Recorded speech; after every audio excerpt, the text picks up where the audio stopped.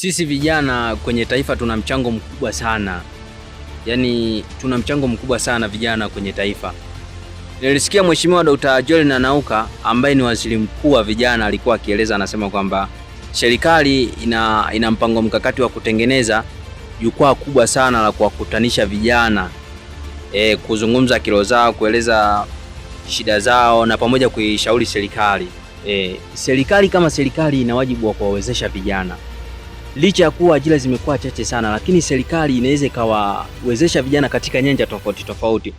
Wapo vijana ambao wanatamani kukua katika michezo, wapo vijana ambao wanatamani kukua katika biashara, wapo vijana ambao wanatamani kukua katika kilimo, wapo vijana ambao wanatamani kukua katika ufugaji. Hayo yote kwamba serikali inaweza ikawawezesha vijana katika hayo mambo. Lengo la kufanya hivyo ni kwamba kutengeneza uchumi wa vijana. Kama uchumi wa vijana utakuwa ni mzuri, kuna baadhi ya vitu haviwezi vikatokea vitu vya ovyo, kwa sababu mambo mengi yanatokea kwa sababu uchumi wa vijana ni mbovu.